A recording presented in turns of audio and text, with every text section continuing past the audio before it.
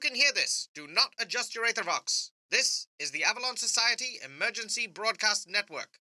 You're listening to a recount of the real events surrounding the catastrophe which occurred in the city of London at the end of May 1907. The streets of Westminster are racked by walls of seawater from the oceans of Malifaux. As our water-soaked warriors watch helplessly, their paramour, prima donna Hortensia Fiddlewick, is last seen atop a downtown apartment floating down the Thames. Our band is saved, however, by a group of scared survivors who have staved off death thanks to the timely intervention of a member of the King's Guard. Needing to evacuate their exposed position, however, they need to enlist the aid of a small child capable of conjuring a bridge built of bears. But as they begin their crossing of the raging waters to Westminster Abbey, our heroes are attacked by a flock of flying fiends known as the Arazi. But thanks to some sharp shooting and some swift saving by Professor Scarpati, they have made their way safely across the icy waters. Now that they have arrived at Westminster, will they find friends or foes within this holy house of horrors? Stay tuned and find out in today's episode of London Falls!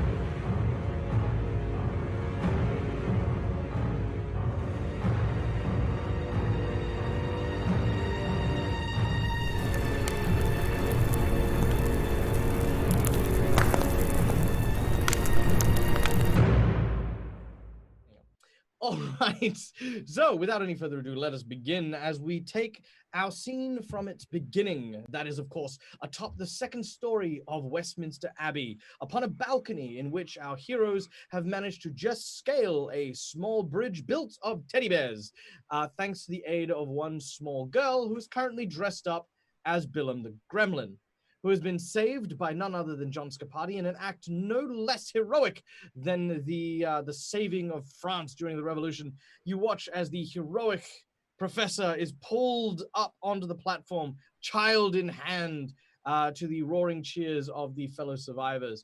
The parents of the child embracing their young daughter, the clueless soldier who had been protecting everyone, not understanding why the two parents are hugging the gremlin.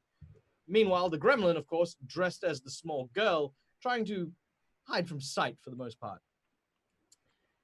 Now, the second story here leads into the abbey through several large stained glass windows.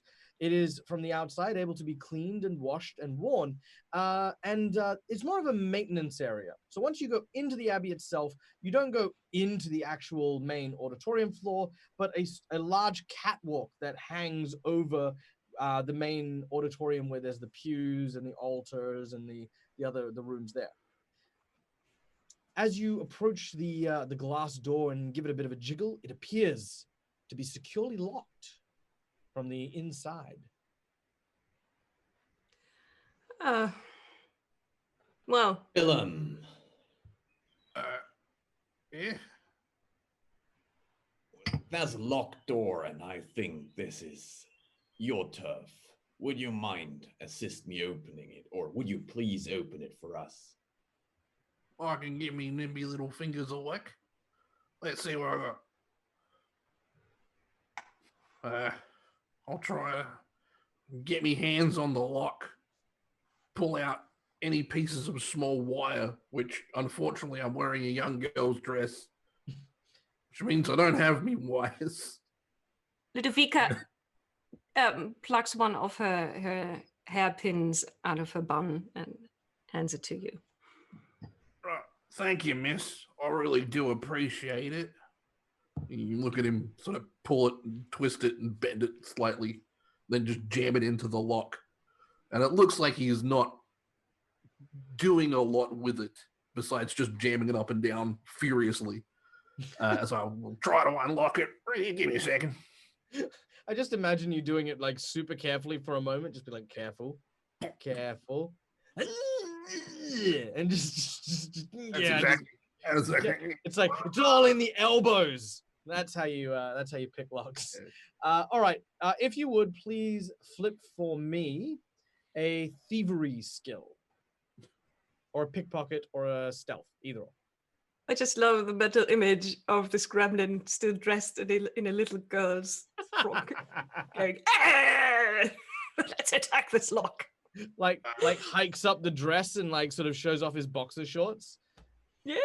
Oh, is he wearing boxer shorts? There is No. buttocks. Yeah. No. Oh, it's just buttocks. Gremlin Okay. buttocks. A little green gremlin Just a buttocks. hairy gremlin butt. That flip will give me a total of 19. Strangely enough, the flailing and the wiggling and all manner of lashing of limbs, you hear the sound of the as the door swings open. Huzzah! Finally Marvel. getting a reprieve from the rain. Does anyone do anything before they enter the abbey? Just as a broad sweeping. Yes, I want to turn to the captain and say, oh my, what luck the little girl managed to open the door for us. Completely not trained in any kind of infiltration skills whatsoever. Pure luck, absolute luck. Look the other way, Captain. That's all I'm saying. Look the other way, if you get my meaning. The captain sort of says, I believe, sir, that perhaps this young child may be learning new skills. Maybe one day she'll be a fine apprentice locksmith. And Exactly. just kind of roll with it. As Billum, you sort of lead the path as everyone runs in out of the rain. Before too long, you can see on the other side of the stained glass more of the Yarazi, these bat-like Piscine creatures seem to just sort of flit past the window like swarms of bats, looking for people to pick up. You can even see in the distance, some of them grab hold of something or even someone, dropping them into the water. You're not really sure why they're doing it. Maybe they're just jerks, but that's what they're up to. Now, who here in our group is a native to London specifically, the city of London, and may have possibly attended the Westminster Abbey services? Yes? You mean character-wise or Character-wise. person-wise? Well, I mean, player-wise is just an interesting thing, but no, specifically character-wise. Character-wise, no one? Oh, character-wise, yeah. So I'm not there, but me. okay. So, Hortensia, you have been here before, and there is a very familiar smell. The smell of incense that is burnt at the abbey that fills the air with almost a serenity. For the first time since pretty much this morning, you feel a sense of calm washing over you. You're not sure what it is, but even the sound of the rain outside seems to be stifled while you are in this place. Even though no music is playing and you can't even hear the sounds of people or any movement inside, there is a serenity here for you. Now you begin to make your way, following this catwalk around. It's a short distance before you can see a small level that creates kind of like a platform you can see into the actual church. Huge towering stained glass windows, pews that line the entire length of this monolithic building, leading eventually to a raised dais on the other side with several podiums. Hanging drapes of the Protestant church pretty much hang the entire length of the back wall, and you could see pretty much scattered around. The pews have been kind of turned into makeshift tents and places for people to sleep. Cloth that have been taken from the tapestries and the like have been used as blankets. As you can see below you, about 20 or 30 people huddled together around what appears to be a small fire that illuminates from a brazier in the center of the, sort of at the front of where the pews would normally be.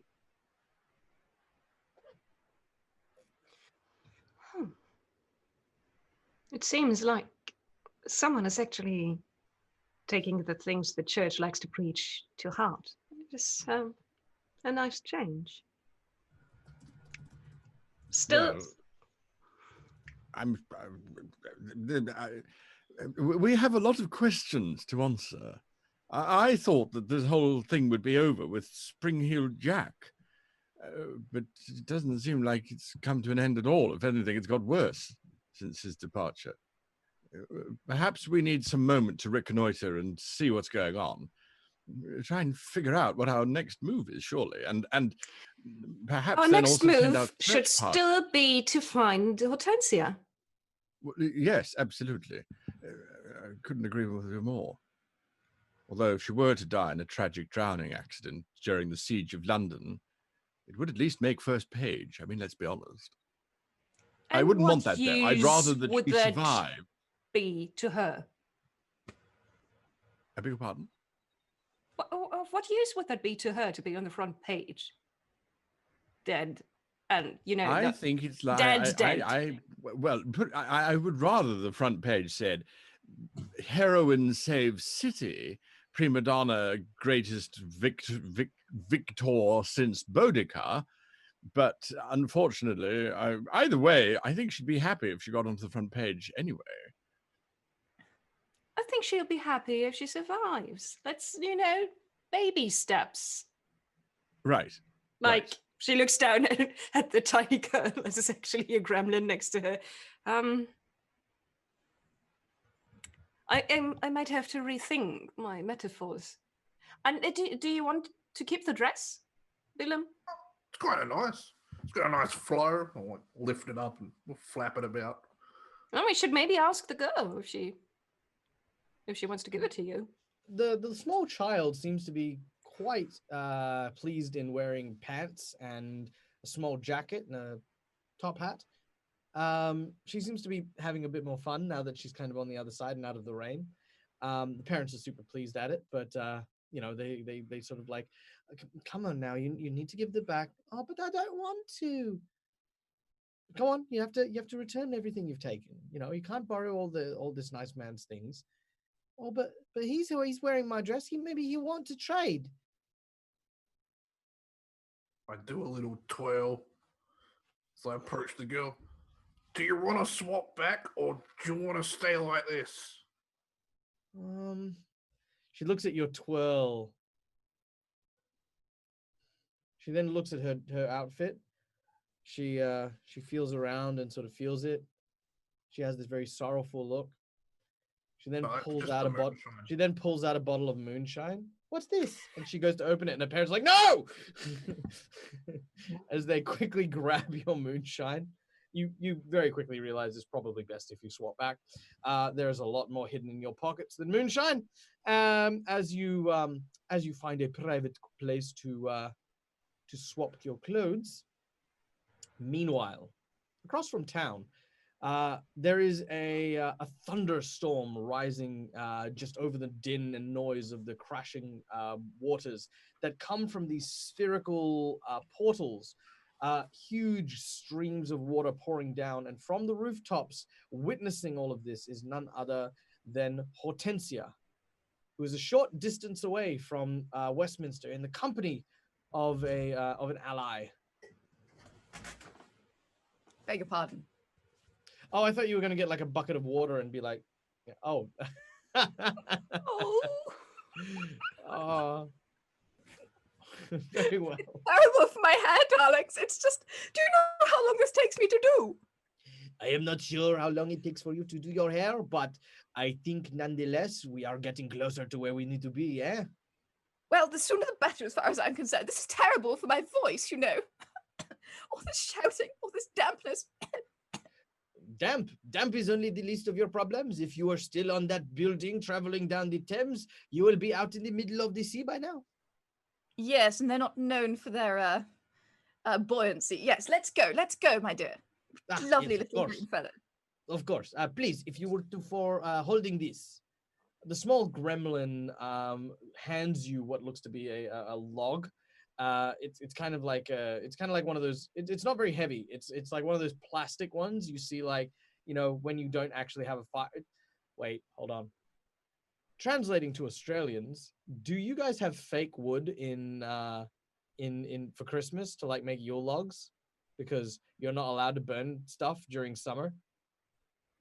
No. Takes the plastic log that apparently only Australians deal with and throws it away and hands you a tube of something. It's a tube. It's a plastic tube. You just take the tube. What is this futuristic material I see before me? He hands you a top. No, he hands There you. we go. There you go. Yeah, that's it. It's a roll of top. As he then makes his way over to the edge of the building. There he begins to empty out his pockets slowly but surely, taking bits and pieces. He takes what looks to be like this really old-fashioned, like sort of broomstick and sticks it together with what looks to be a piece of like the chimney sweep brush, and he then puts together. He's just pulling out more and more stuff. He says, "Quick, now that one, now that one." Correct.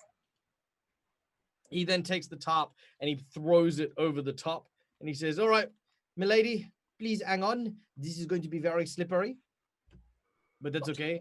You may hold LaRouche close while he takes you for a wild ride." My word. My word. So Caruso promised me once.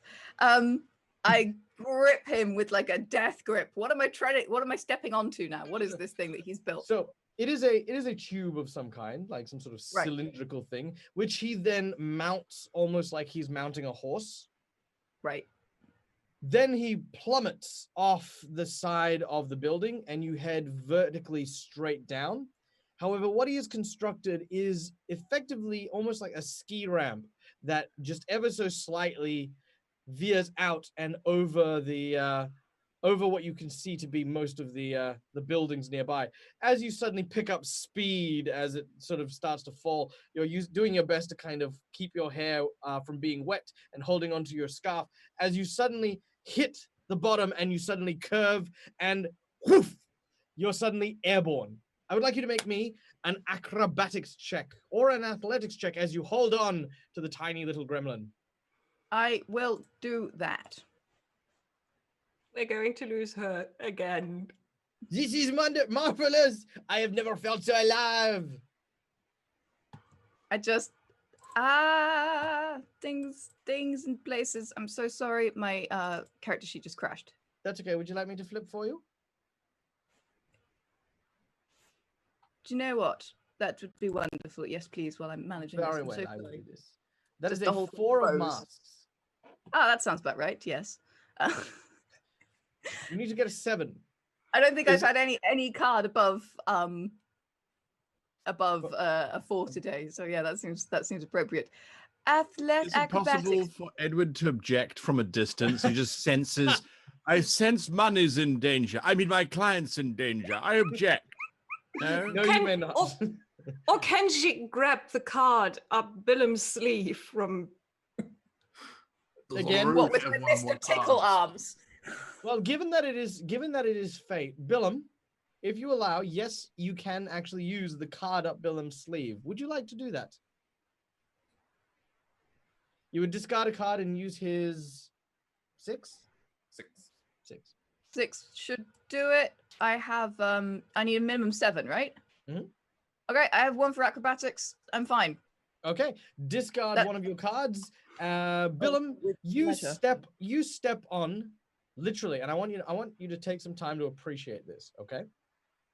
As Billum is walking after he's changed into his clothes, he notices that there is a tiny hole in the bottom of his shoe the size of a penny.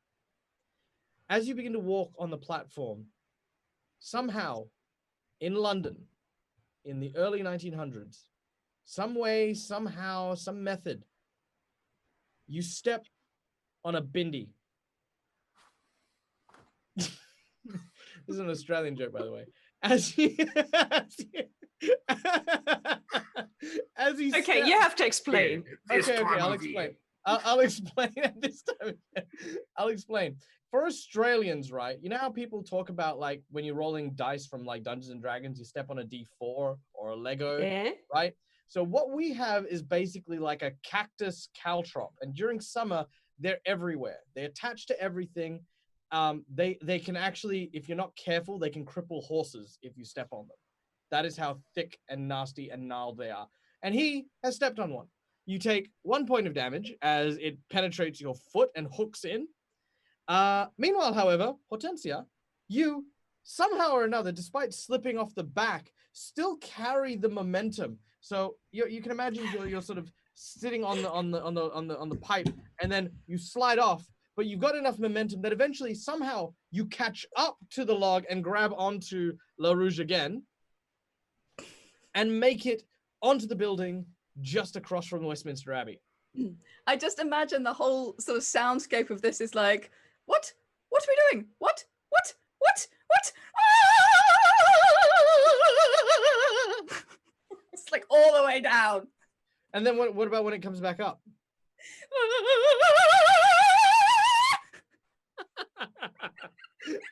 All right. So as this is happening, you hire an officer, people. this is why. So while this is happening outside, the rest of you have begun to make your way down to the main floor as you have found this stairwell leading down that spirals around to the main area where you will find people. You are greeted by the sight of some confused individuals who start, sort of stand up with a start,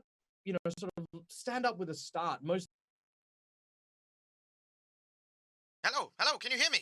Oh, thank goodness. I apologize for this. We appear to have had a minor technical... Shoot it in the head! Whew. And now, back to your regularly scheduled program. All right, so just to kind of briefly recap, the group has managed to find themselves in the presence of the local priest, who scarcely believes his eyes as mostly humans show up survivors from the rooftop of Westminster Abbey. He introduces himself as, my name is Father Tobias, and I must say that God be praised that there are more people who are alive. This a terrible tragedy has taken such a toll on life, and any who can survive are, of course, welcome to take refuge here. Please. You watch as, without hesitation, the survivors from the rooftop start to mingle. The soldier remains with you guys, but, behind. I have a question to ask you. No, by of course. Are you the rector of this chapel? What is that the right term for what you do here? Did you just call me a butt? I'm not the rector. That was the head of a church is called? Well, no, I'm simply one of the attending priests. Nonetheless, we're looking for a woman. You would have noticed her, the prima donna Hortensia Fiddlewick. You might have noticed her. Oh yes, no, I'm a big fan. I can't say that I've seen her though. Oh no, hopefully the poor dear is not out there in this horrible weather. Oh, I can't imagine what ill fate or bad company would have resulted in her ending up in all of this terrible mess. Oh, but perhaps if she is indeed, and you're perhaps a lover of hers, a friend, a brother. You take your slanderous remarks and keep them to yourself. Thank you very much. Oh, we are looking for the prima donna because she is missing. Well, a lot of people are missing at the moment. I mean, she must be someone truly special. I can Well, think she of one is. more. Oh, yes. Well, this being said, you're all welcome, of course. And well, I'm hoping that that perhaps we'll be able to ride this out with the blessings of the Lord, who seem to have already kept the tremendous waves at bay. Faith be praised. Please. And also the architects. Oh yes, and of course, the god who had guided the hand of the architect who built such a strong and fierce house for the Lord against the torrents of what could only be considered a reckoning. You're actually not far off the mark, I think. Sorry. It was a hard, very, very terrible day, and yeah. He seems to take a closer look at you. Is everything all right, love? You look a little flushed. There's nothing to be worried about. You're safe in here. I'm starting to feel that, yes, thank you very much. There are other people that need your help a lot more than I do. You might want to take care of them.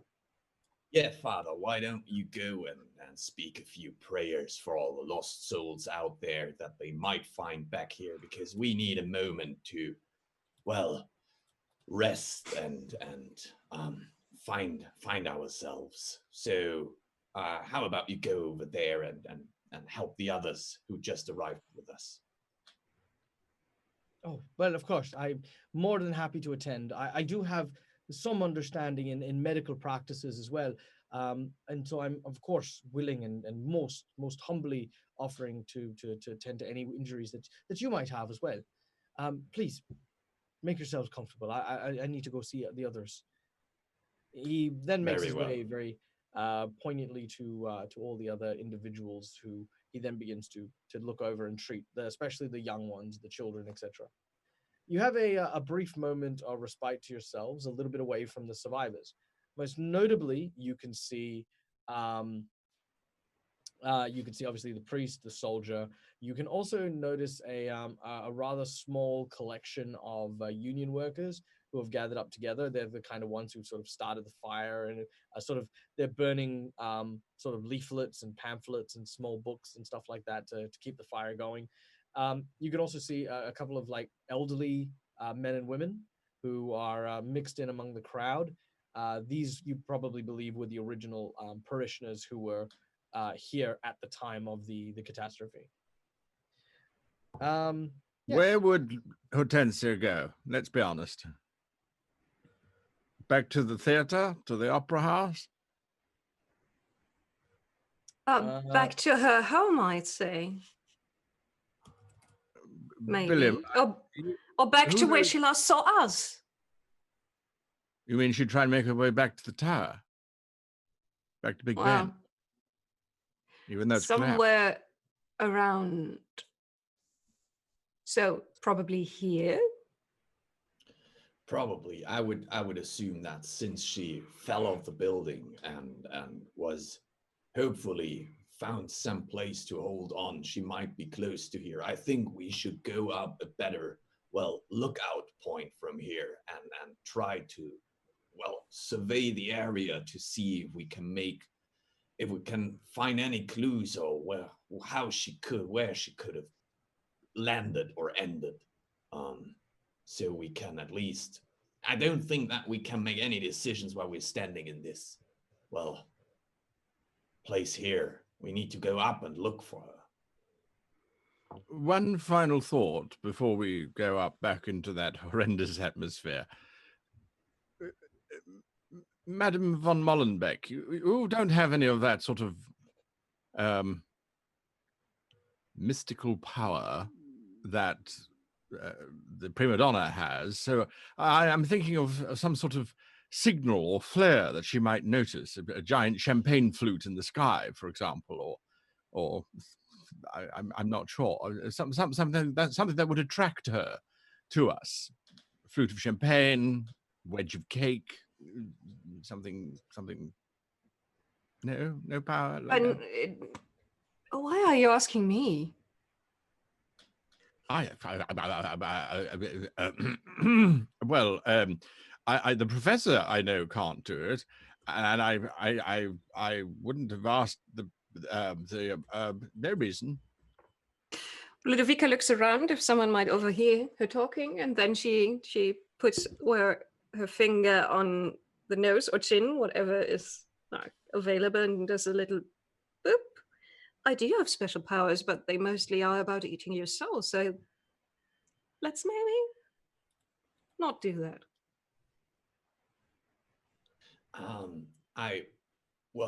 As far as I remember, the rings that the Avalon Society gave us, they have kind of communication powers. I'm not sure. Look, hello, prima donna, can you read me? Hortensia, you suddenly feel a vibration in the ring that you were given by the Avalon Society. As it does so, by simply placing your thumb against the backside of the actual ring itself, you can communicate into it. You hear John Scarpati perfectly clear. Hello? Can you hear me? Hello? Yes, I can hear you. I am standing right next to you. I'm And I talking can- to my finger. What? Why are you talking to your finger for? It's buzzing. What? loud out here. Have you hurt your head? You sound a little bit weird. What? What? I sound lovely, darling. It's in my biography. What? Where are you? What's fish? What's going on? We're in the Westminster Abbey. We took shelter there. Hearing your voice means that you haven't drowned yet, so where can we find you? We're trying to find you, prima donna. As you say this, there is a large thudding along a large set of double doors to the western corridor. Suddenly, another thud. At first, you think maybe it's the wave of water crashing into the side of the building. Maybe at the second, you think perhaps it's just your imagination. But the third time, a fissure appears along the western wall. Now, this wall doesn't lead to the outside. It actually leads further into the actual abbey itself. And a crack that runs up its length suddenly spits out debris from the ceiling as bits of stonework fall to the ground and crash onto the tiled floors. Suddenly, an eruption of stone and wood splinters flies forward as this humongous, hulking creature bursts forth from the other side of this wall. In the center of this mass of flesh that has been stitched together by sinew and steel is a skull coated in metal and a fire that burns like a furnace within an open and exposed rib cage can be seen clear as day. Oh. See, The abbot. I stand corrected, prima donna. I don't think we're looking for you. I think you should be looking for us here. you see the following creature. That one of them double-decker buses. All right. Ludovica goes, oh, I haven't seen one of those in a while. Looks more like a double-decker bastard. What is As this it thing? turns, it looks incredibly confused. And you hear from deep within its voice.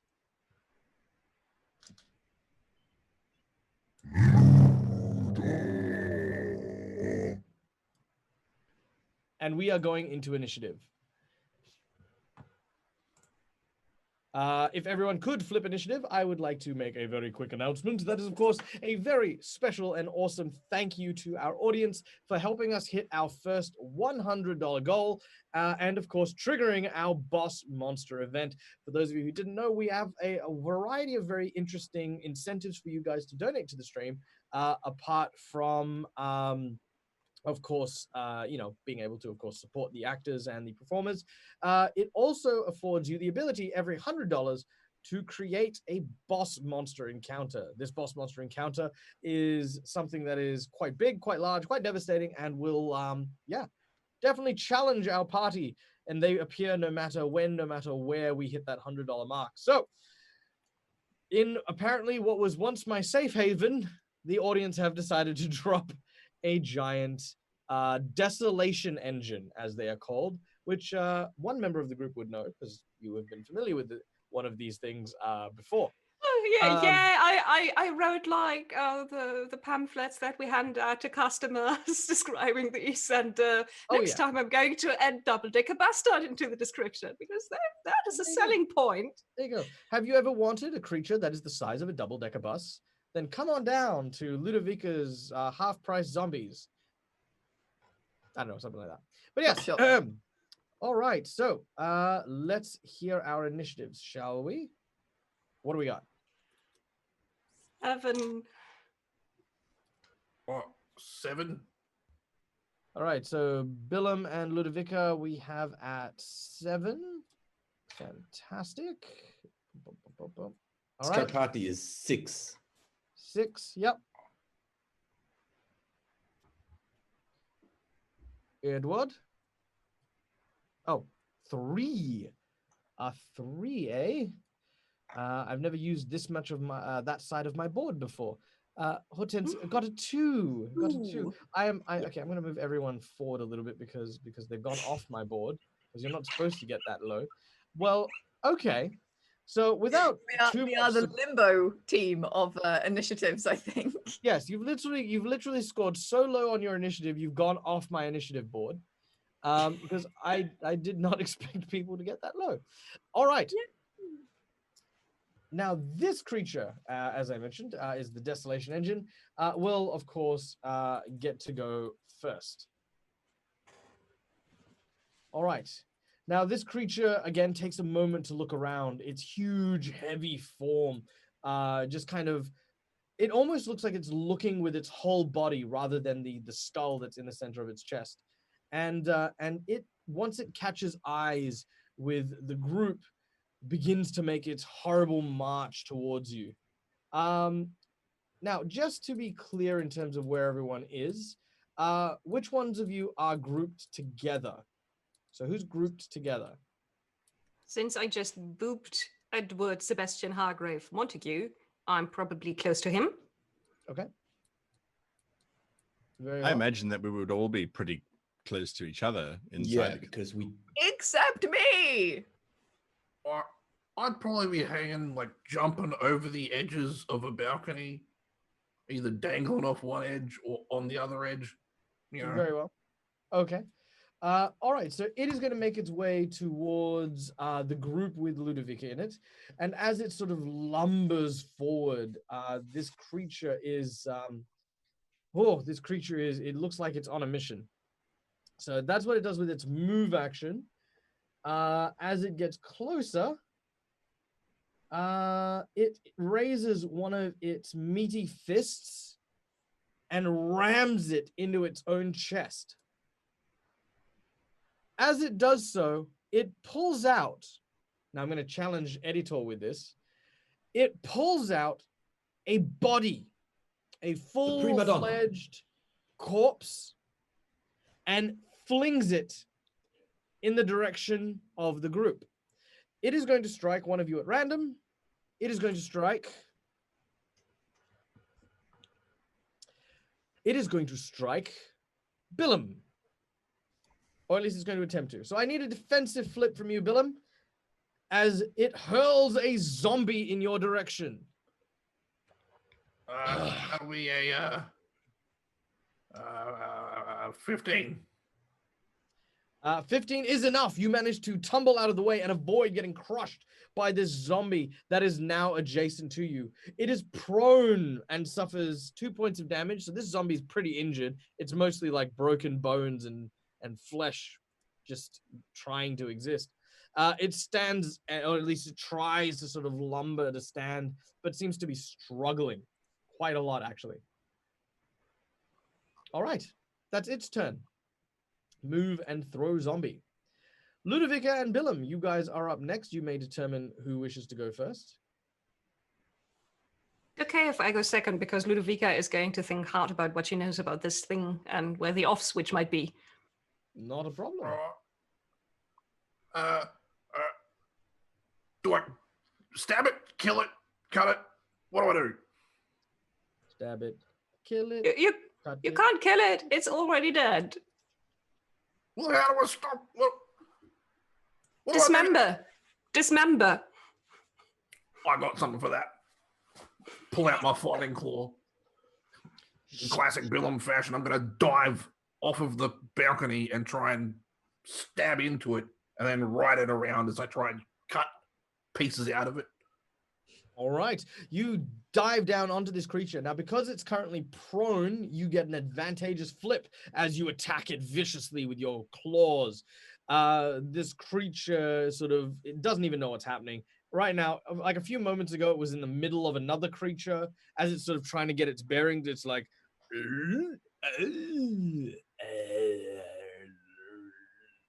And all of a sudden, this death from the sky!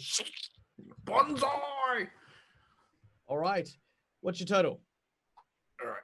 My total? Yep. For the So flip. positive flip. Yep. That's 2. Good. Pretty hard. Well, that's pretty damn good. If I'm going 13, 19. All right. With a 19, that absolutely hits. In fact, you get a positive flip on your attack against this creature as its defense is hot garbage. Its defense is 6. Oh, that's pretty damn good. Okay, what'd you get? What's up? I can't argue with those odds. That'll be 4 damage. All right. As you dive down onto its back, you basically stab it in the base of its neck, and its head rolls off. The head sort of clatters a bit.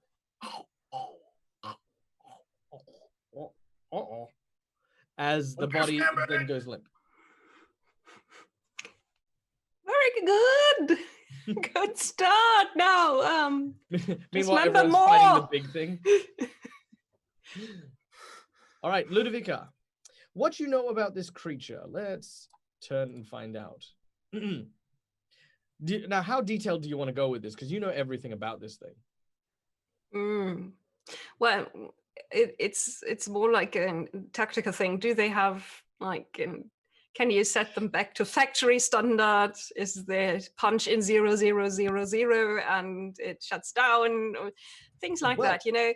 Maybe interesting. von Stuck, being a madman, still has some safety protocols. Von Stuck, who builds these things. Well, you know what?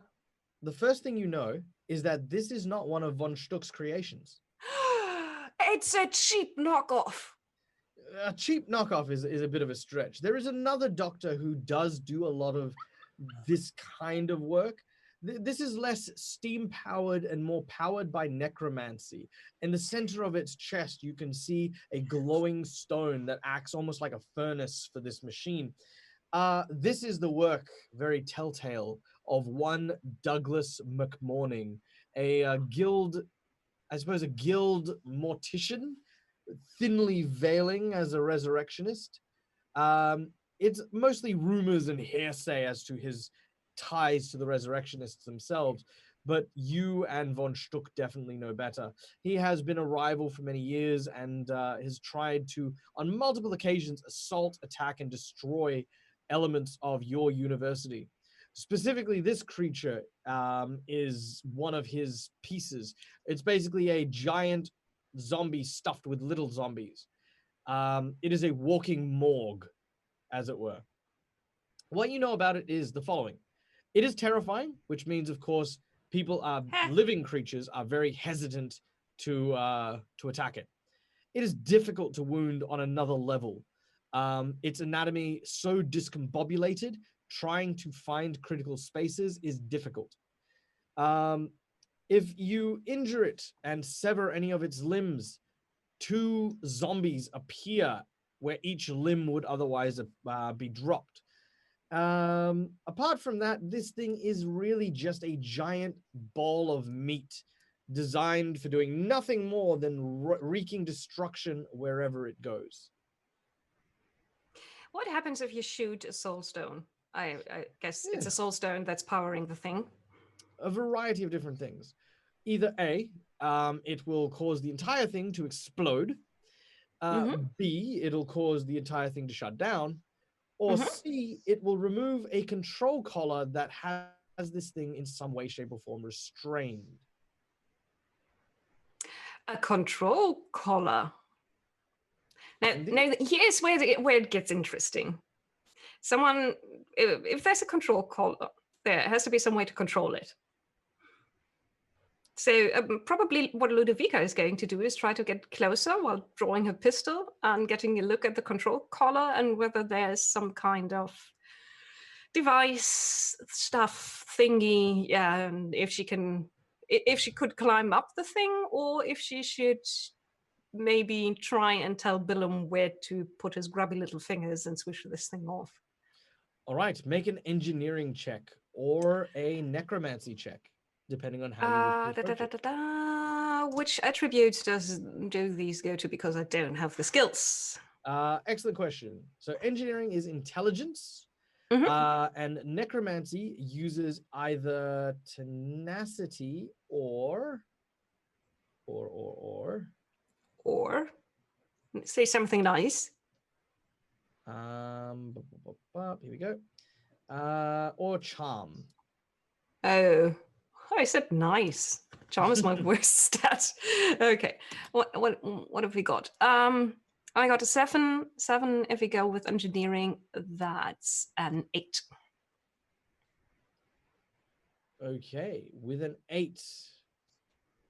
That is, you believe that any kind of control mechanism will be inside. In order to get access to it, you'll need to disarm or remove the skull that is currently housed in the center of this mass.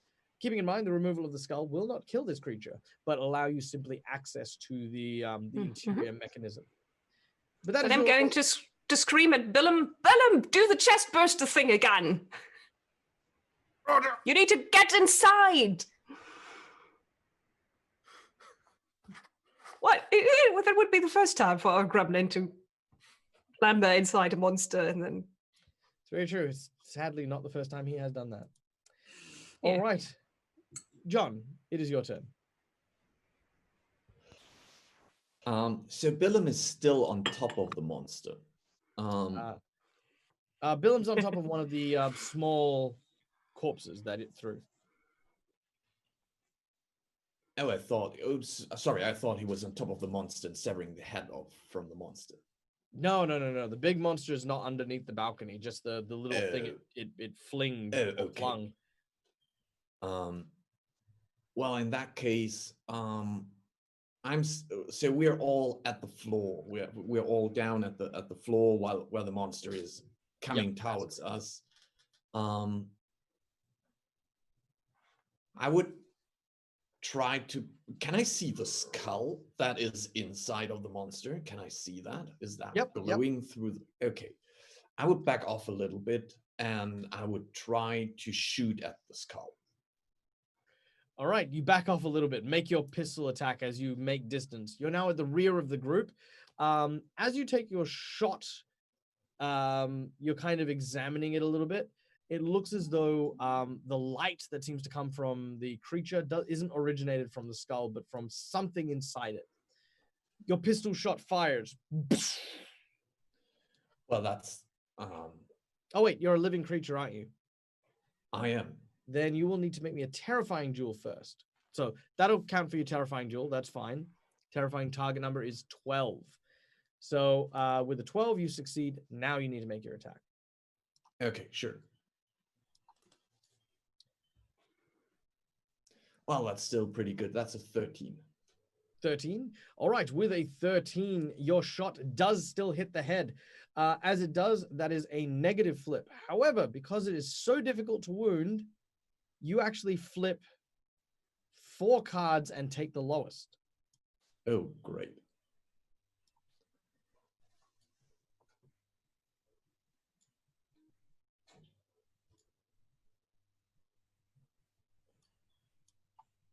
Thank you. Cards everywhere. Yeah, there's just cards everywhere on the tabletop.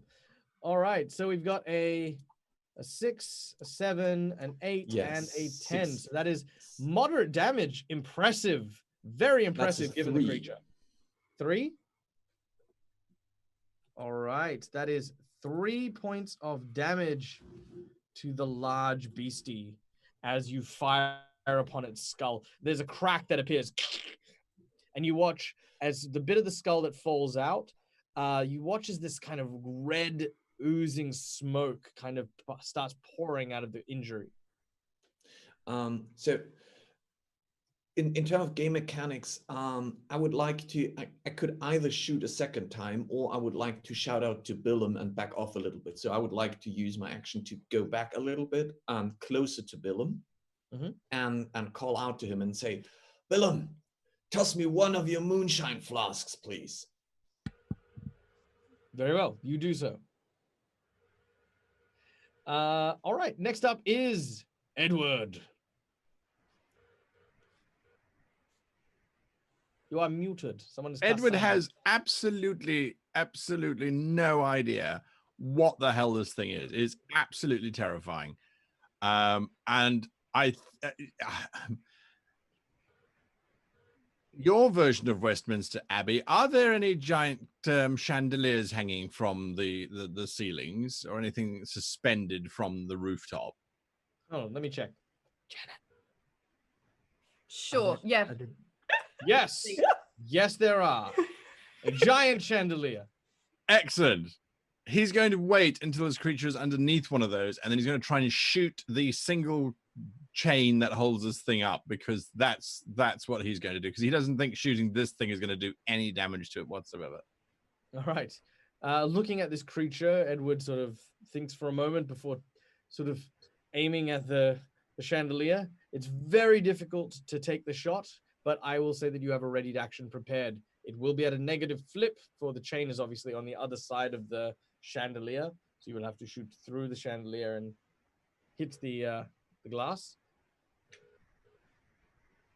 So that is a 2 on your negative. I'm going to cheat fate. You won't be able to cheat fate while you have a negative flip, but you can object. But you'll still be at that negative flip. Yes, all right, I object. I object most strenuously. The shot should have hit. Okay. You tell the chandelier that it needs to try harder. It's letting your team down. That's an 8 and a 3. Alas, Apparently my objection was overruled. It was indeed. As your bullets fire into the chandelier, some showers of glass stab this creature in the shoulders. It takes 1 point of damage. Ah! As the glass sort of rains down on it.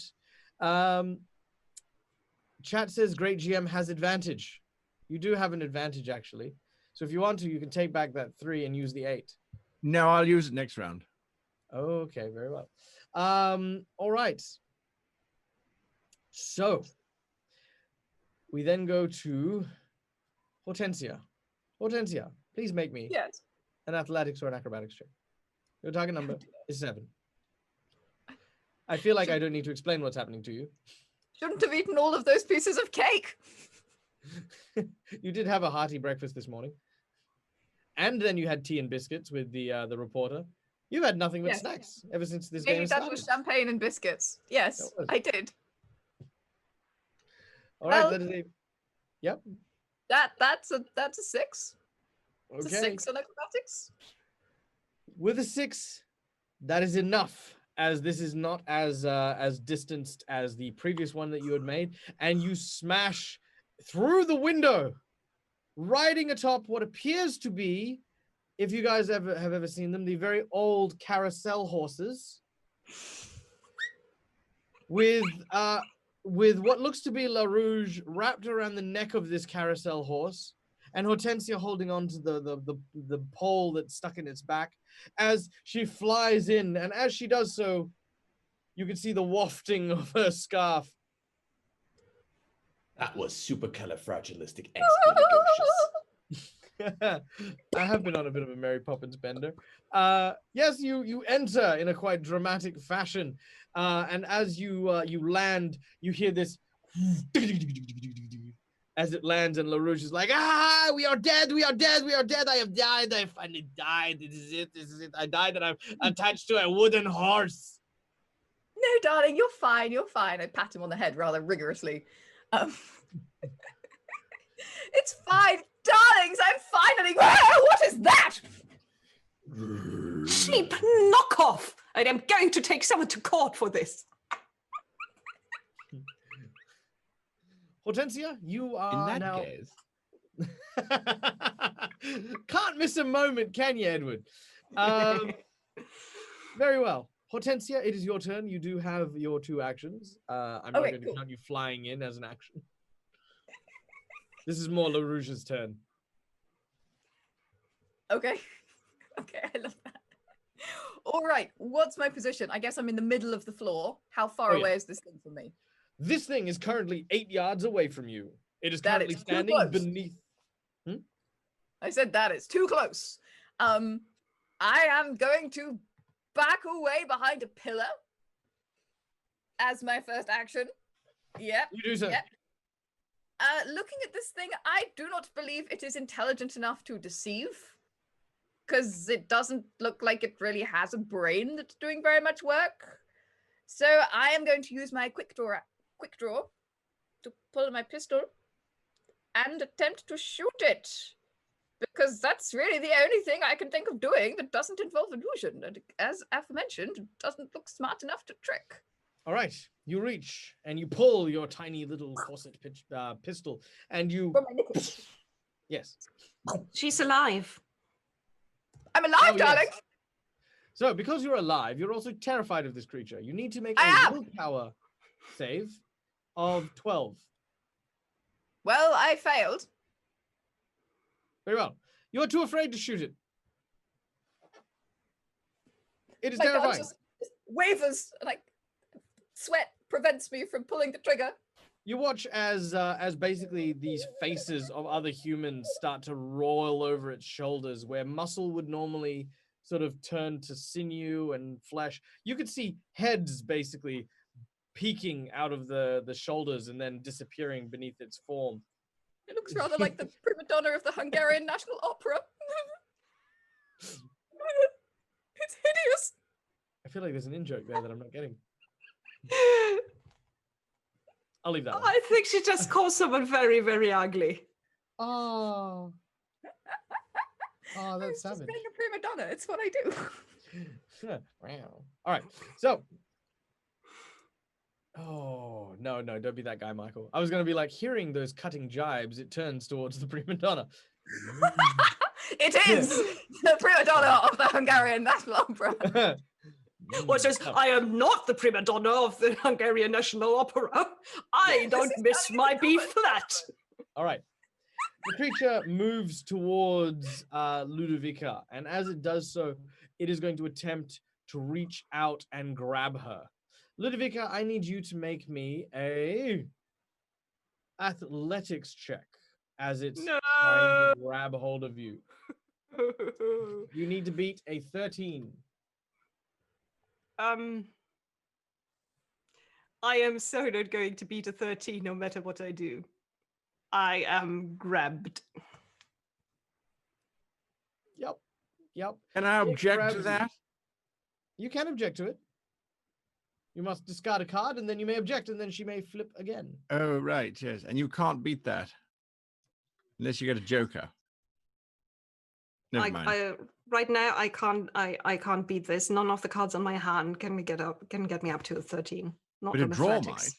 Oh, yes, you can draw A to a draw third. might, yes. Very well. I object on the grounds that no one should grab a lady in such an improper manner. All right, here we That's go. not in a house of And I get a 2, which is double what I had before, which was a 1. So still nothing. But thank you for trying. Ouch. All right. This As is this gonna hurt. big, meaty hand grabs hold of the creature, it basically once again, and in a more clear and less choppy way, says, Ludo.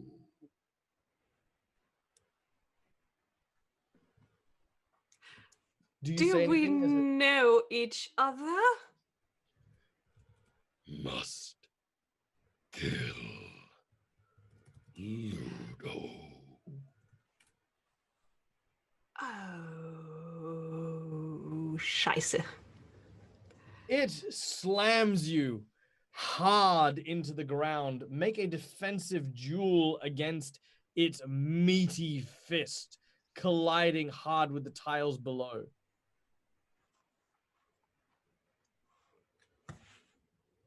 All right. Oh, that is not a card you want to draw. That's a 3 of rams. You need, in order to not get hit, a 15. No way. No way. You That's- can, however, lower the because currently it's at a positive flip for damage. If you cheat with a 5 or higher, you will be able to reduce it so it's a straight flip rather than a positive flip. With a 5 or higher? Yes, with a 5 or higher. 6 done. All right. With a 6, it is going to make a straight flip. Oh yeah, I get to flip something. Oh my god, I get to flip something. Mike gets to flip something. I know. I feel excited. I'm like, I never get to flip anything. All right. So that is an 8. That is, well, what do you cheat with? That was a 6 of tomes. All right. Tomes. Tomes doesn't do anything. All right. So that is 5 points of damage as it crashes you into the ground. The tiles crack in a almost perfect circle shockwave from where Ludovica is basically just fly swatted down. How many again? 5. Then I'm at -1. Because you're wearing armor? No. I have 4 wounds and no armor. So... Oh, you're at -1. Oh, Yes. oh my. Okay, so let's do this. So, Yes. is this the 1st time I'm- you guys have gone down? Is that? I don't know if it is. Yeah, I think so. I think so, it might be. yeah. Wow. And I've been easy on you guys. All right. we've made the first time a really, really hard one. All right. Yeah, no, I mean, hey, thanks. Ludovica the audience pancake. the audience have come out in droves. Now, as you are struck, I need you to make me a toughness challenge. You need to hit a toughness of 10 in order to remain conscious. Toughness goes onto which one? Toughness uses resilience. Resilience, okay. Correct. And I've got a 10. Okay, perfect. You remain conscious as you hit -1 hit points. Now, continuing onwards, you then suffer a critical effect. Now, this critical effect is effectively kind of like an ongoing penalty based on how much damage you took. Because you had a moderate critical effect, I want you to flip the top card for a moderate critical hit. Is a 7. 7 of tomes. Your limb goes numb. You gain the useless limb characteristic on your head, which actually means that you are dazed for 1 round. Oh no, yeah, dazed. No, dazed until the end of combat. I can believe that. That's not so bad. This sounds rather harmless, actually, for being All right. smashed to the ground. The dazed condition means that if you try to do anything that requires a target number, that target number is increased by 2. That's basically it. So, for example, like, I mean, you're not living, but like the whole terrifying thing has a target number 12. It would be target number 14 for you. Anything involving a target number in your character, it's two more difficult. All right, that is it. You are struck as your head basically crushed into the ground. That's it. Ludovica and Billum, it is your turn. So, Billum. Seeing the lady being smashed into the ground, I go, "You leave her alone!" I'm gonna charge as fast as I can at this thing's arm, run up its arm, and try and kind of swan dive to nosedive into the creature. All right. Well, this creature, large though it may be, seems to have certain anatomical features that are similar to a creature of a human variety.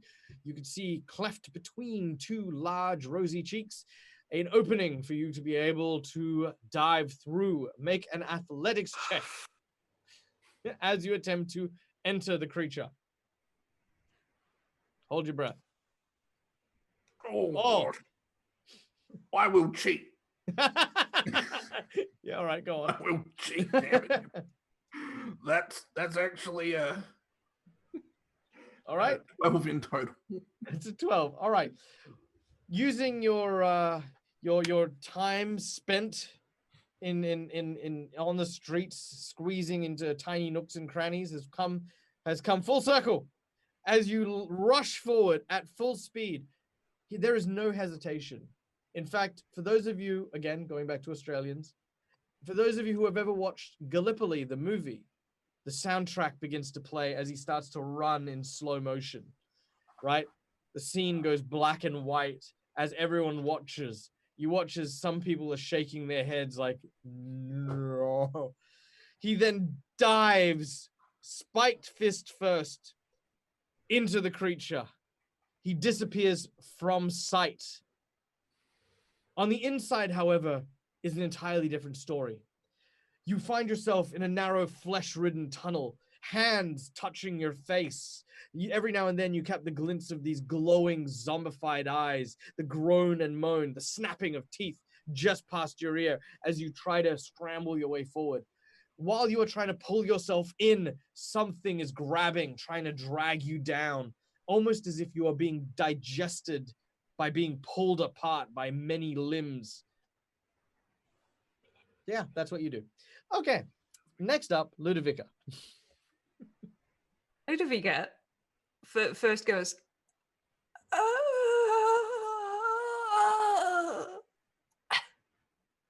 and then grabs up and kind of like bats at the arm when whatever she can reach of the creature, and then did I manage to hold onto my pistol, or is that going? You've managed to hold onto your pistol.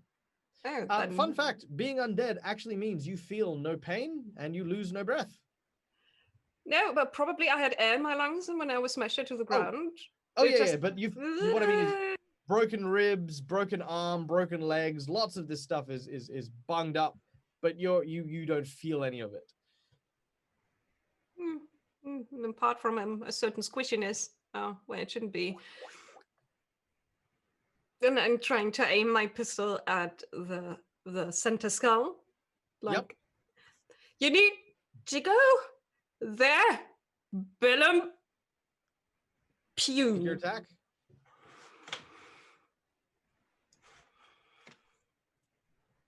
Flip. That's a 7. That would be an 11. I'm going to cheat it up to 12. Before you cheat it up to 12, I will tell you that 11 will hit. Oh, fine. I'm not going to cheat. I mean, Thank you can you. if you want to. It wouldn't do anything.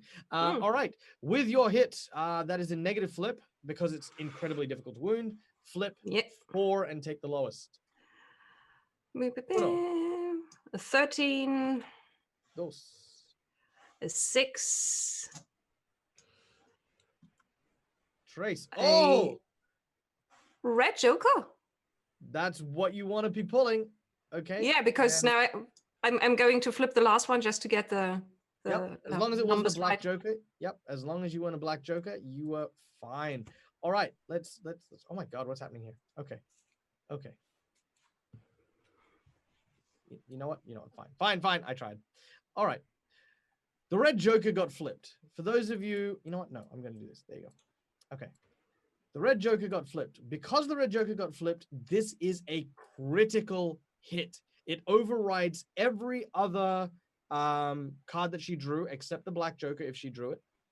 You do maximum damage, +1, plus an automatic critical effect. So that's 4 damage and a critical effect. Yep. Please flip again as we add another critical effect to this. Beep, beep. And that's Joker. Not the good one. Oh, well, actually, you were very close to getting that, but that actually isn't a terrible thing. Flip again. Oh, wait, hang on one sec. Yep, flip again. So instead of it being a severe injury, it's now a moderate injury. A 9. 9. All right, nothing seems to happen to it. Basically, it feels tremendous pain and potentially loses consciousness. However, it has no nerve endings. So the attack you made sends a shudder through its body. Billum, you now see when the shot rings off an exposed wire that seems to have a soul stone at its heart. You can see that there are 2 soul stones here. One is plugged in, one is not. And the other says, in case of emergencies, reroute existing conduit to secondary soulstone. It could mean anything. You have no idea.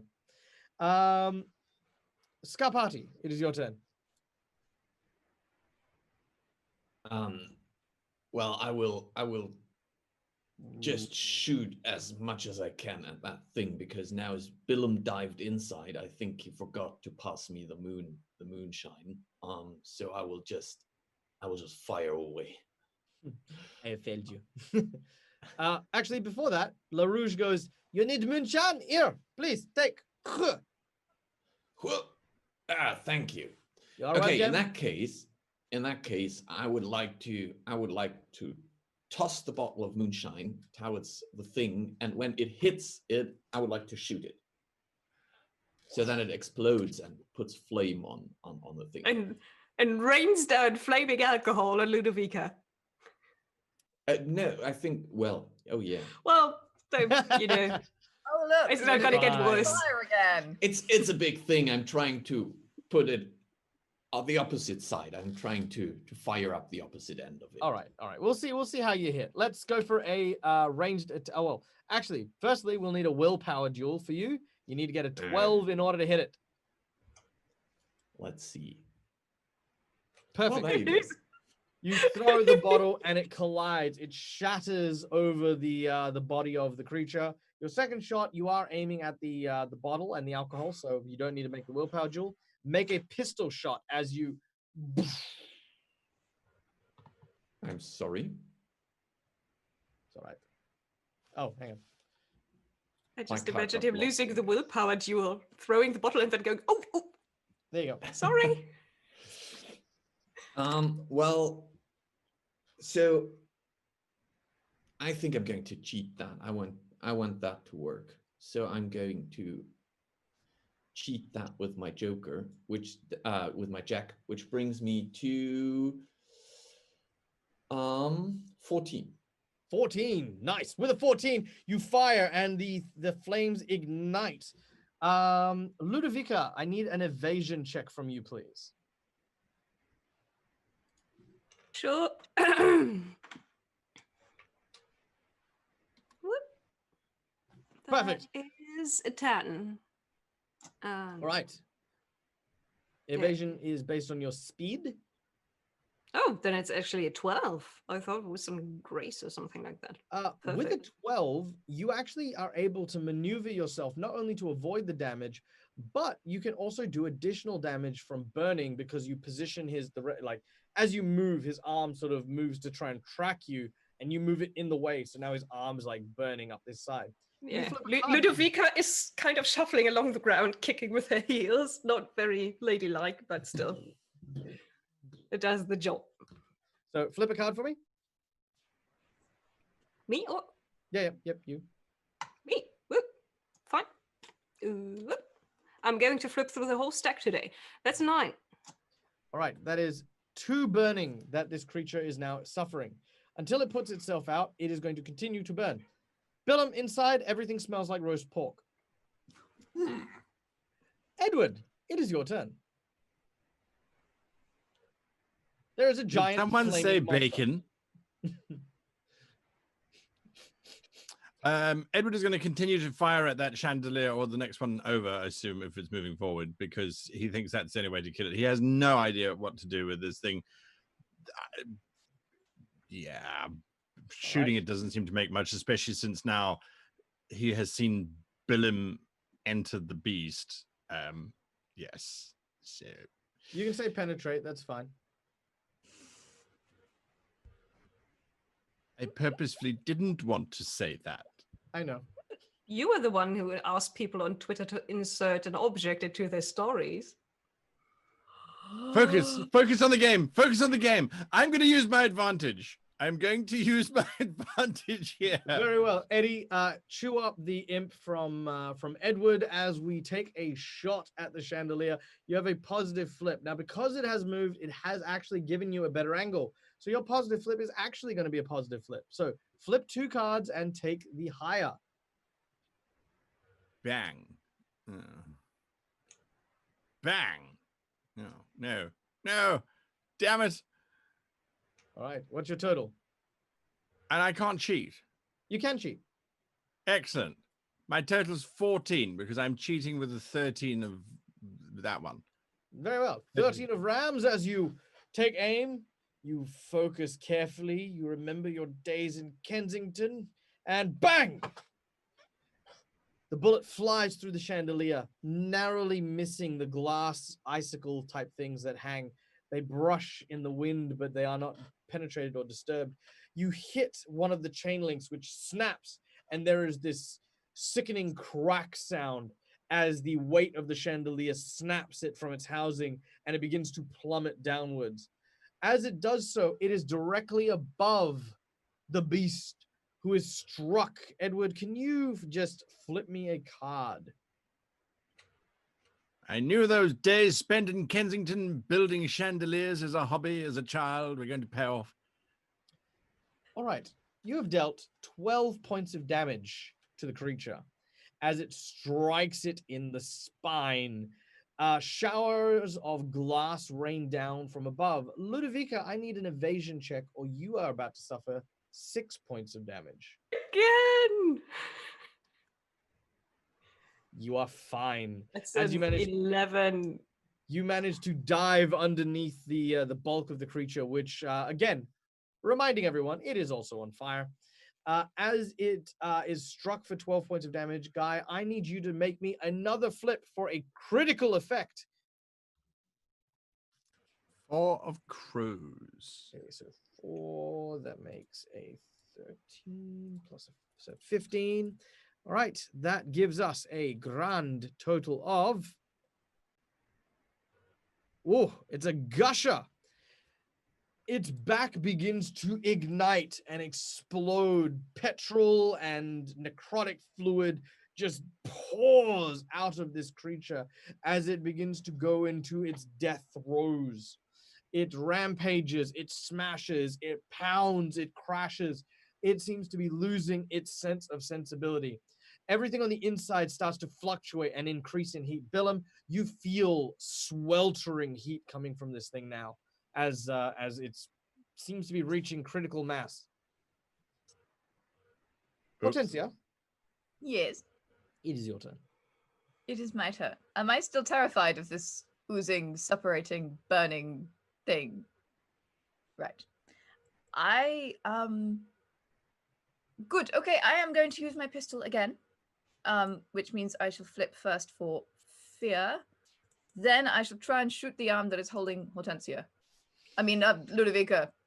Who am I? Who are any of us? What are we doing here? These my feet? What's going on? I'm terrified. I don't know what's happening. That would be a Alright. 1. So pistol quivering, I shoot into the nothing and I break a window. Very well. One of the other 1,000-year-old windows is now broken. Yeah, We've broken 2 of them. yeah. Okay. Yeah.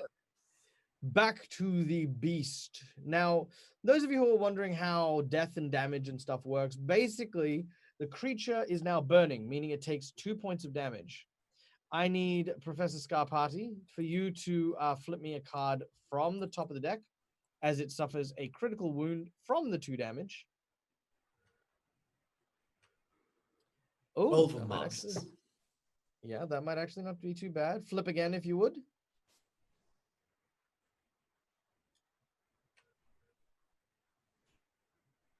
Oh, this might be it. Flip one last time. Oh, sure.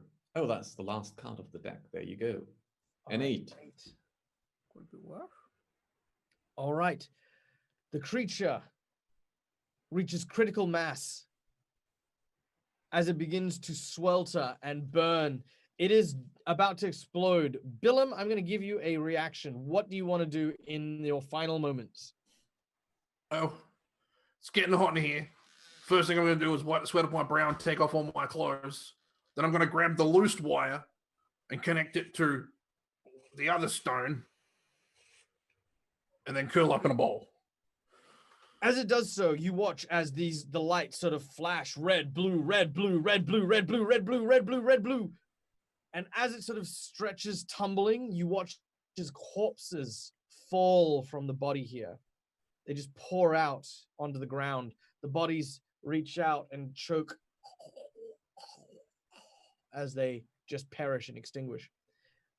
The beast then has a blue light glowing through its body. And it stops and turns to Ludovica and says, What is your bidding? as we'd like to thank one of our donators from the audience for purchasing the plot twist card Switching Sides. Ooh. So, the creature, injured and broken though it may be, has now officially and unequivocally become yours to control. Its name, by the way, if you wish to know, is Goliath. It is marked on the inside next to the housing unit that Billum is currently in. Also, to reiterate a point, Billum is naked and huddled in the fetal position inside the creature. Haven't seen that before. It's like the combination is just too much. Ludovica presses her elbows into her sides to get air back into her lungs to get her voice box working. Clean up, then deactivate.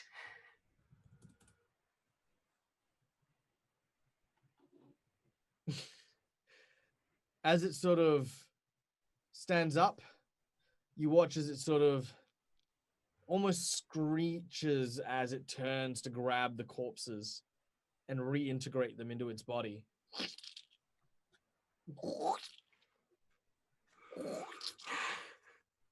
And as it puts the final corpse inside, you hear this almost like a pimple popping in its neck. You see this tiny naked gremlin rolling on the floor. Ah! Ah! Oh, it's a boy. Oh, that is terrifying. Ooh. Ah! This one is not ready yet to throw it back. Hey! You calling already? As the creature then goes Will comply. and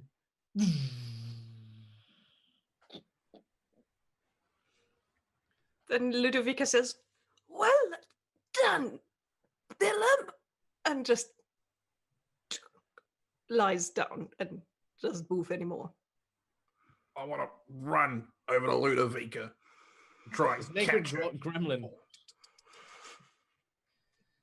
I don't care. Yes, I would like to flounce over. Darling, darling! Do you push Billum out the way? Yes, Huh.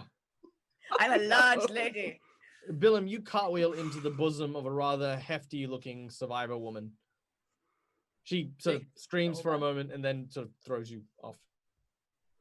I would like to attempt to heal Ludovica.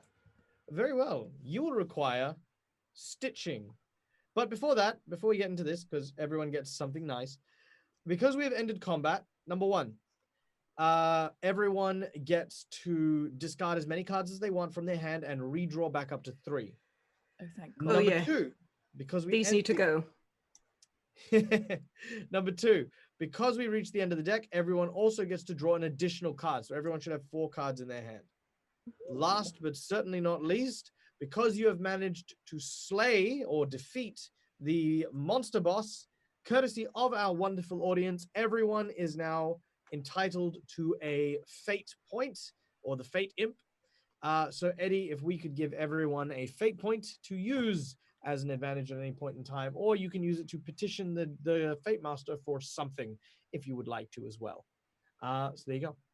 Congratulations, you have defeated the first of the monster bosses. But I want to tell our audience that while we are very grateful for every donation and we are grateful for the boss monsters, there are still three boss monsters to go from our big list of boss monsters.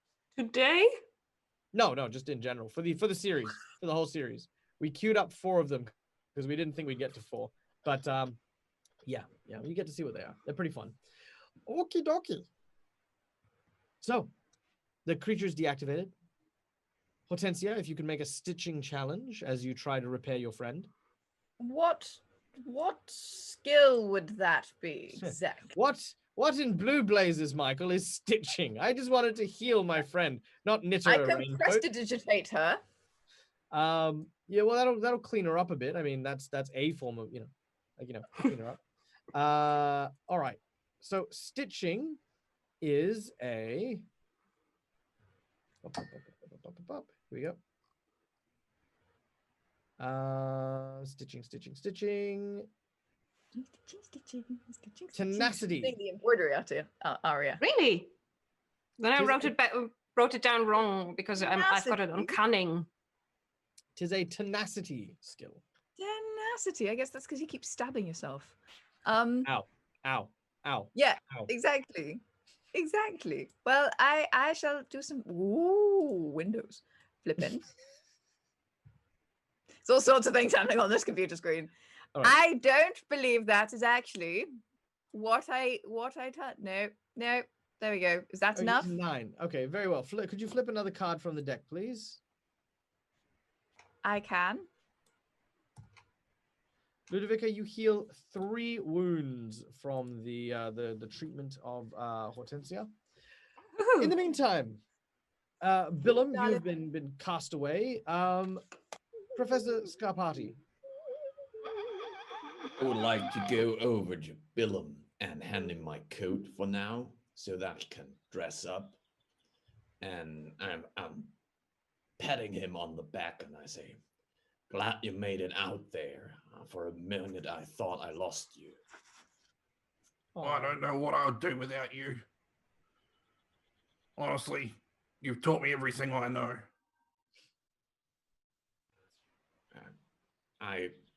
I'm still hoping to have you as my successor in the future, so try to stay alive, young fellow.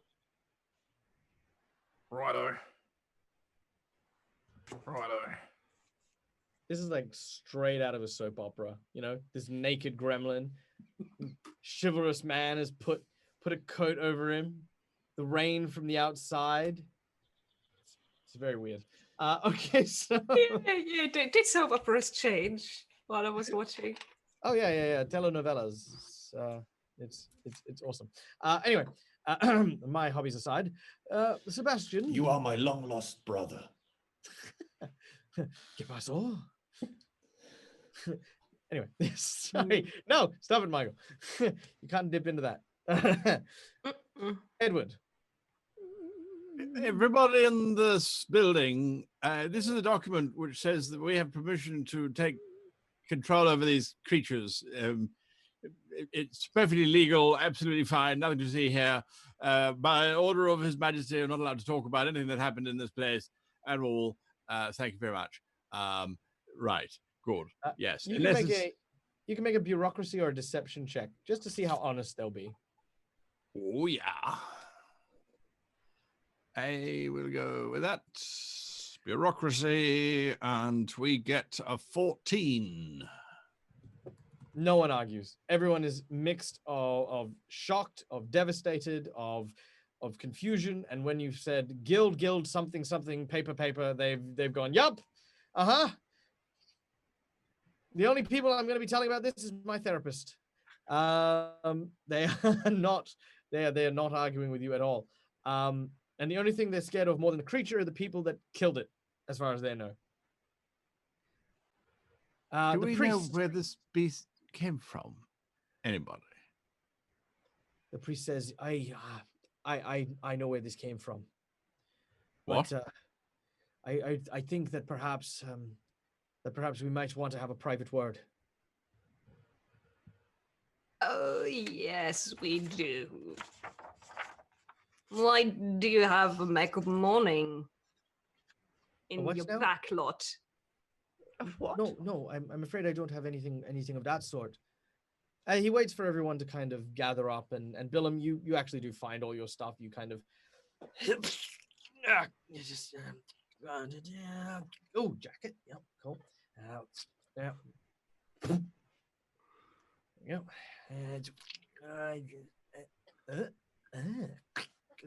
And you pull out your thieves' tools and like.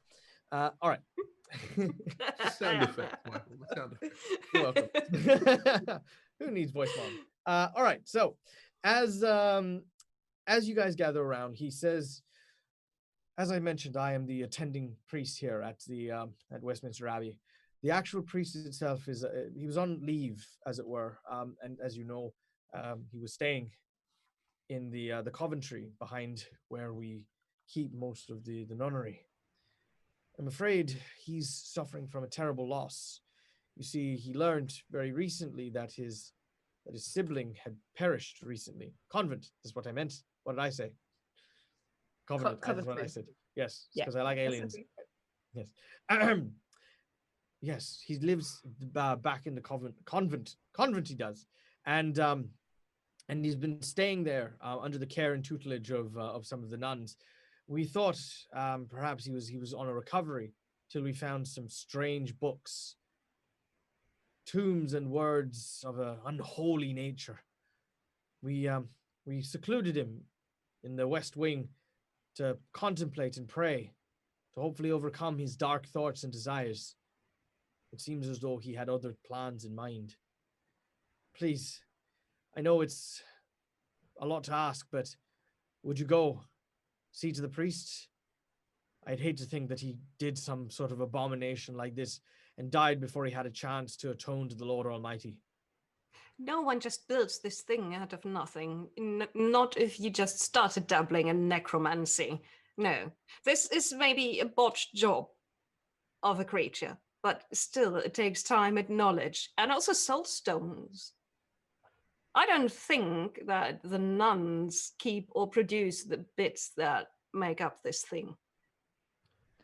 Actually, looking over the corpses in various detail, you notice that all of the bodies belong to women.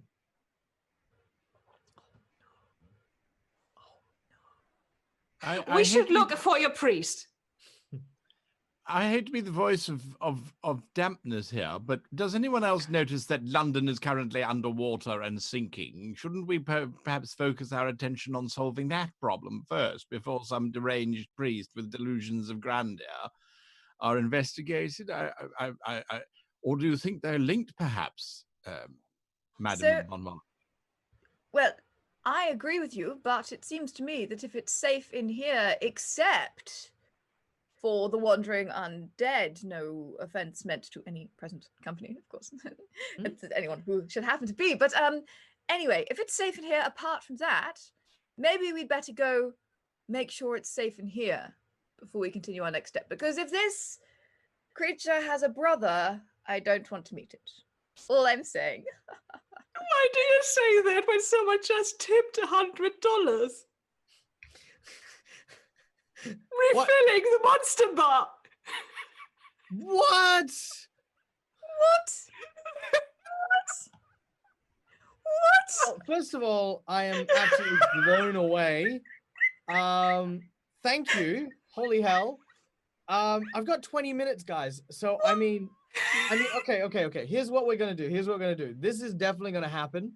But the second part is, as part of the $100 reward, we're also going to throw you, obviously the previous rewards as well, including 2 notable NPCs. So leave your contact details in the chat with Eddie. You will get contacted by me, and we will have a discussion about some stuff and some fun to play in this game later on as well. So do be sure to do that. Eddie will also keep in touch with that. As for what happens, she starts, unless the creature has a brother. Bing! Boom! As for what happens, deep within the Western Wing, a cold front suddenly bursts through. There's a chill in the air that everyone but Ludovica feels. The fog around the actual glass itself turns to ice, obscuring the outside. Even the windows that have been cracked previously by Prima Donna's entrance and the stray shot have been sealed by sheets of ice. A voice penetrates from the other side of the corridor. I don't know what you did to my child, but rest assured, any answers you seek, you will find here.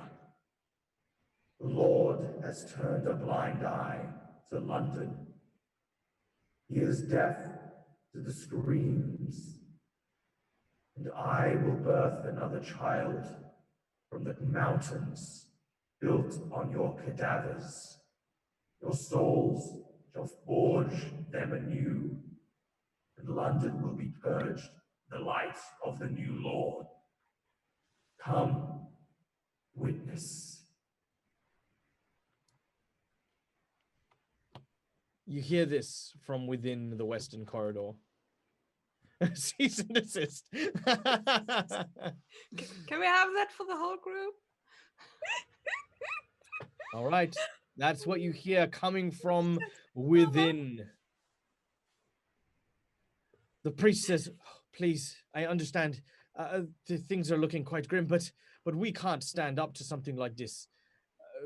We need your help. Was that the voice of your priest? I'm afraid it was. Father McDougal. He's gone. God, I hazard to think what he's become. Perhaps leaving him with his own thoughts did nothing but fuel the darkness within him. Oh, I blame myself, I do. I just, please do what you can. Save the poor man. Free him from whatever wickedness holds his very soul. I think we're going to be saving ourselves from him rather than the other way around. What was his name? Father McDougal. That is not the name of the Scottish inventor. He usually makes these monsters, right? That was a McMorning? That's McMorning, yes. Yeah. You left him with his necromantic texts and his dark thoughts and no oversight for how long? We didn't know how long he'd spent with them. To be honest, it wasn't only until the sisters hadn't heard or seen him, for he missed 3 days worth of meals and drink, before we found him in a room. It was covered, wall to wall, with scratchings and engravings in a language none of us understood. All we knew is that it was an unholy thing that he had done. So whatever had unleashed from within the pages and warped the mind of the poor priest, it seems as though removing him from the pages of the scriptures did nothing to stave it. It's corrupted and warped him in ways that we can only imagine. That was like Wagner. When did he start? When did you notice that he was missing? You say 3 days after he stopped eating meals. When that wasn't at the same time as the burning man in the sky, was it? It was around the time that the Burning Man started really kind of brightening up and at least illuminated strong enough to view all of London at night. Oh. Mr. Hargrave Montague, you got your wish. We're going to take care of the whole London problem, I think. Unless we find someone else to do it. Anyone? The soldier at this point steps forward. Yes, about that, I must insist that I accompany you. I, of course, am a member of the Royal Guard, and it, of course, will be my pleasure to ensure the safety of the prima donna, among others. That's you, aren't you? Mom, please just keep away the distance and stay behind me. Gladly. I have. He flings a rifle over his shoulder and takes aim before walking down the western corridor. He's not even waiting. He's going slowly. He's not running. Would inspecting this first creature give you insight into the demented mind of this individual that we're going to face? I mean, is there anything that we could use from it to defeat the priest? Didn't it declare that it now served you or some such nonsense? We can test that theory. If we're wrong, we're going to have him and his creature. I can try. Voice activated. How weird. Hortensia is following the guard, or more correctly, the guard's bottom. Well, the guard is keeping quite a tight formation, if you follow my meaning. Yes, he is. As he makes his way down the corridor. You find yourself in a network of small, open-aired sort of bedrooms that lie side by side, flanking this area. To the far end, you can see what appears to be the site of a brutal massacre. Blood pours from this room and has stained the floors bright red. The door hangs slightly ajar, torn slightly off its hinges, creaking in an unseen wind. The cold air definitely coming from within. Oh, dear Lord. What on earth? Are there any signs of the writing on the wall? It's just death. You can see writings on the walls written in the blood It seems as though almost as if someone had written starting from the blood and then up the wall in various lines in an ancient Sanskrit you barely understand. Oh look, he's off the wall. How wonderful. Darling, sweet, wonderful, lovely man. Perhaps we should wait for the others because there's an awful lot of weird going on here. He nods. He he's watched horror movies and horror movie pictures, and he's just like, yeah, no, we know how this works. I'm just gonna, we'll wait for the others. Cool. I found some death and distraction. Meanwhile, I called Scarpati and Billum. During this conversation, Ludovica has expressed an interest in the large creature. Edward has expressed a wish to go home. And the Lady Hortensia has gone along with the soldier further into the Western Wing. What are the two of you doing? Death and destruction? Yeah, well. So I get the feeling that what is my impression of that young soldier? He's probably very green around the gills. You've seen Kingsman before, and Kingsman can be kind of humorless to begin with. The fact that he seems very, kind of casual means that he's not brand spanking new off the line or anything like that. But, at the same time, he's definitely not one of those old souls who's kind of like, seen everything, Okay. He definitely thinks what he can handle. So I get the feeling that the prima donna can handle him and Okay. doesn't need backup. So I will mumble to myself saying, "Oh, being young again, that would be cool." And I will go to Billum and I say, "Billum, do you still have that medallion that we took in the Big Ben Tower? I would like to have a look at it. It might be helpful in the upcoming, situation that we're facing." Go on. You Oh, pull great. out the medallion from the Museum of London that was stolen by Springheel Jack. The gemstone that's set into the center of it seems to bear a very orange kind of twisted pattern set into the center of this ruby red gemstone. If you look at it very carefully, you see a series of language inscriptions set within the stone. Very quiet. Is there a way to investigate or to learn more about this? With time, yes, you may use a history check or a specific magic check. In this case, prestidigitation, in order to try and understand it. It is similar to the magic of teleportation and illusions specifically. As to that's kind of the vibe you're getting from this piece, given that that's what the Neverborn was trying to use. He was trying to use it to open up a portal. This is probably teleportation magic or something. Okay. Would I be able to use it?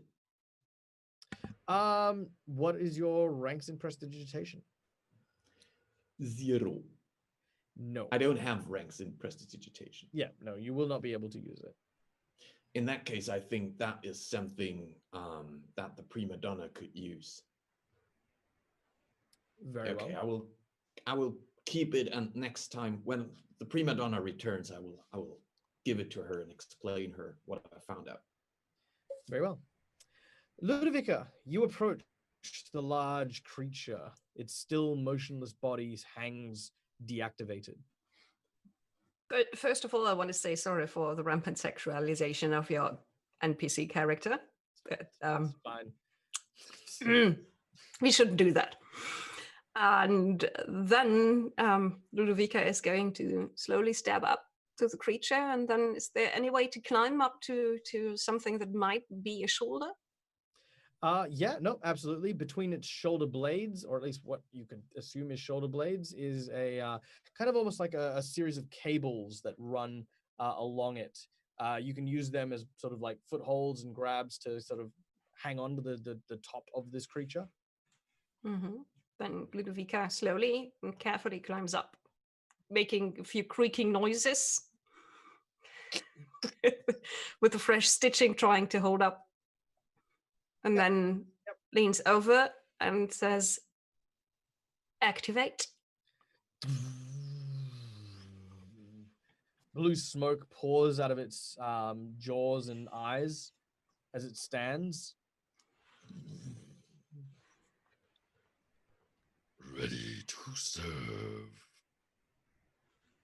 And then from somewhere she gets out her umbrella, her parasol, points with the parasol without opening it and says, Oh, yep. move this way slowly.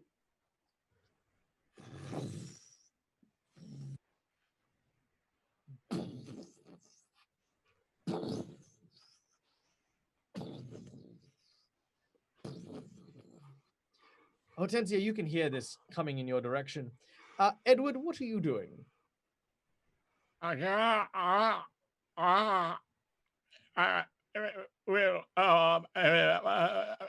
is no legal precedent for a woman riding that. You might need a license. Are you qualified to drive this class of undead? Yeah. Well, a boat, perhaps. No, it has. I don't know. I'm confused. There's no legal precedent. I don't know what to do. This is your chance to create one. To write the law. Oh, yes. I shall do so whilst running behind her, desperately trying to figure out what it would be classified as. Right, that is exactly what he's doing. A double decker.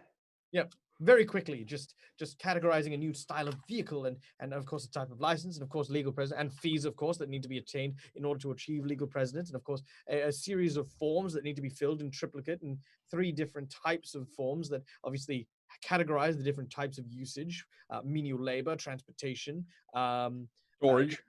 Yeah, exactly. Billum, Scarpati, are you accompanying the giant pain train?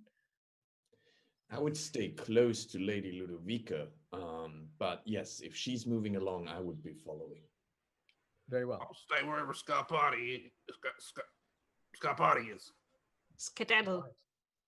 You make your way to the. You can call me John. Ah. John. I'm getting all the feels for today's game, guys. Like I'm just like it's all happening. Okay. You guys make your way equally back to the convent. As you can see, similarly the blood stains and the bunks and stuff like that. The words on the walls, Scarpati, they are the very same kind of letterings as inside the gemstone. The soldier sort of looks up at the creature and says, "Okay, yes, perhaps, madam, that large creature should maybe go first." Yes, I think you're quite right. But why don't you stay near me? I would feel much better having a strong presence beside me. He sort of looks at you. Make a bewitch check. Always. Always. I feel Just like a quick question. Yes. Sorry, just a quick question while No, Jen is drawing her card. Did you describe the curtains as red curtains, right? No, there are curtains of red blood that are written. Oh, red crawling up blood. the walls. Okay, Yes. that's fine. Yes. All right. With your bewitch, he sort of says, 15 of course. bewitch, that is. Wow. Okay. Yeah. He sort of looks at you. You see, he kind of gets a bit flustered, a little bit pink in the face as he tries to. Yes, of course. Mom. He then takes a position, sort of on guard, as it were, but like sort of next to Hortensia. As the door swings open, as this beast. By the way, Ludovica, are you riding it in? On its shoulder. Yeah, I'm riding it in. All right. Because I'm using the parasol method of directing it. All right. Steering. The door is torn from its hinges, and inside you see a scene unfolding. It looks almost like a morgue. Several large gurneys line this entire area with bodies that seem to be covered in cloth. A man seems to be drawing a pagan symbol on the ground, drawn in this effervescent green, not effervescent, illuminescent green, spooky light that is just spread everywhere. The man looks sad and forlorn. Despite his appearance, the voice from inside his throat comes out almost at a different tone. You have come to witness. This man's body breaks, his bones snap, his blood dries, but you are akin to this. You have heard the sounds of the whisper.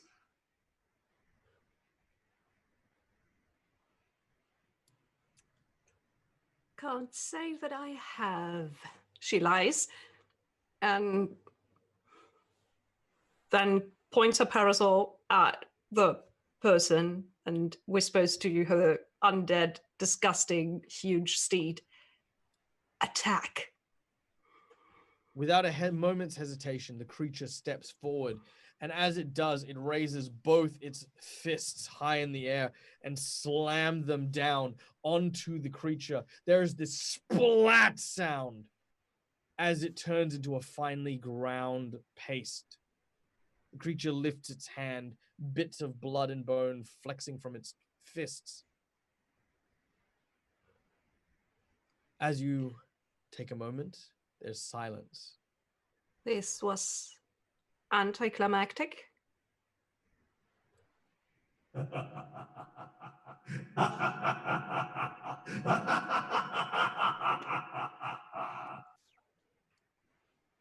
The lights go out. It is pitch dark, supernaturally dark. You see nothing around you. And that is where we're going to end today's session. Thank you so much, everyone, for coming and playing with us today. Rest assured, the next encounter is, of course, going to be our big boss monster. A very super big thank you to our donators for today. I mean, my God, guys, like, seriously, so much thanks. Every single cent goes to the cast, goes to the crew, and make sure that we can keep doing awesome and fun stuff for you guys. Again, we will get in touch with people in terms of NPCs and encounters and stuff, which will be a lot of fun. I have been Michael, the Dead Aussie Gamer, and I'm, of course, joined by this wonderfully talented cast who will tell you all about where you can find them and their amazing stuff, starting, of course, with none other than Professor Scarpati, played by the ever-wonderful Till.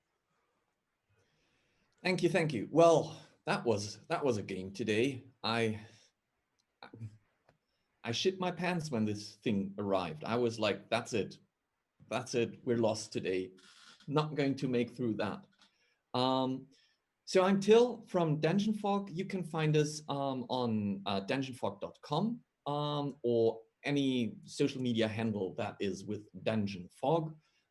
If you want to do battle maps, if you want to draw battle maps, that's the tool we are offering, and you can test it for free. So go and find us on dungeonfog.com or Twitter at dungeonfog or wherever you like. If you want to chat with me or the team, join us in our Discord.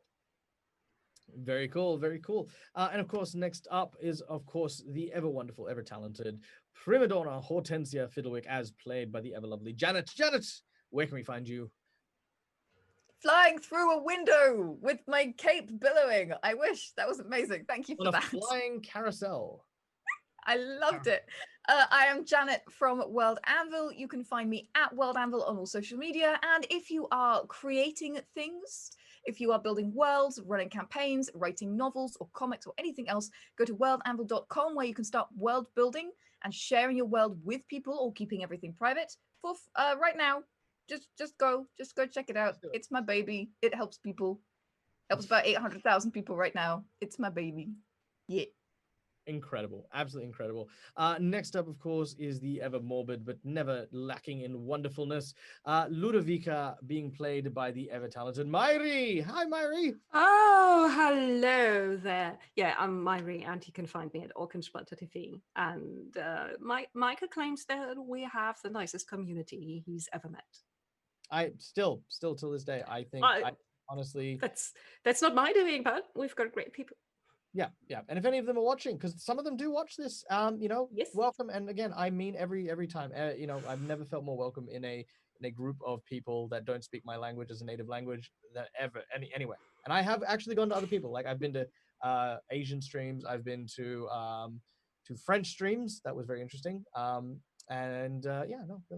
guys are the friendliest. All right. Next, of course, is Billum, the ever. I mean, look, I've got a whole bunch of different acronyms that I could use to describe you for today's game. I had them lined up. Acronyms. Acronyms. No, that's not the word. Adjectives. Lots of adjectives that I was going to use in order to describe Billum, but none of them don't involve a bum. So I'm just going to go straight to here's Anthony. He plays Billum. That's right. I get up inside things. That is technically what I do now. Yes, I've been playing Billum. My name is Anthony, otherwise known as Vegemite Dangerous. You can find me at Twitter as Vegemite D on Twitter, and Vegemite Dangerous here on Twitch. You can also find me at Roll for Damage, where I'm behind the scenes most of the time, but I also play a bunch of games and organize a lot of games of Dungeons and Dragons. Come and check us out. We're an Australian group. Very cool, very cool.